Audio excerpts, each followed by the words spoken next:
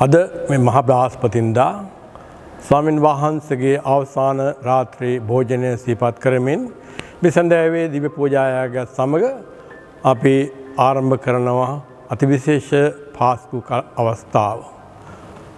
ඒ අනුව ස්වාමින් වහන්සේ තම ශ්‍රාවකයන්ගේ පාද දෝවනය කිරීම අද දිව්‍ය පූජායාගයේ අංගයක් වෙනවා.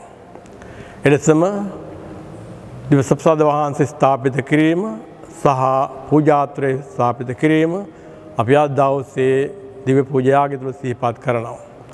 විශේෂාකාරකින් ස්වාමින් වහන්සේගේ ආදරය බෙදා ගැනීමේ අවස්ථාවක් හැටියට උන්වහන්සේගේ සේවක කාර්යය අපට කියා දෙමින් උන්වහන්සේ තම ශ්‍රාවකයන්ගේ පාද දෝවනය කරනවා. ඒ ලෙසම තම ශ්‍රාවකයන් ඉල්ලා සිටිනවා අන් අයගේ පාද දෝවනය කරන්නට, අන් අයගේ සේවකයෙක් වන්නට.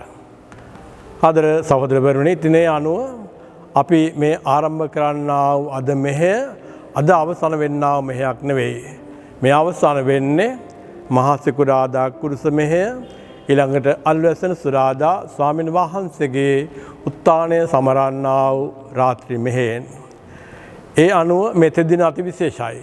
අපි හැම දිනාටම ස්වාමීන් වහන්සේ හා සමග අප ජීවිතයන් යා කරගන්නට, උන්වහන්සේගේ ශ්‍රී ශරීරයෙන් හරුද්‍රයෙන් පෝෂණය වන්නට, උන්වහන්සේගේ ආදරය ලොවට බෙදන්නා වූ අය බවට පත්වන්නට, උන්වහන්සේ අපට දී තිබෙන්නා වූ පූජක කාර්යය අපි එකිනෙක කෙනාගේ ජීවිතෙන් ඉෂ්ට කරන්නට උන්වහන්සේ අප සෑම දිනාටම ආරාධනය කරනවා.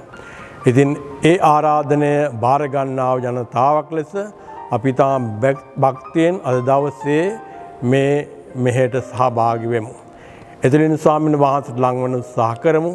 අපි හැම දිනාටම ස්වාමීන් වහන්සේගේ මඟ පැහැදිලි කරමින් අපව ස්පර්ශ කරන්නට කියලා අපි උන්වහන්සේට අද දවසේ යාඥා කරමු.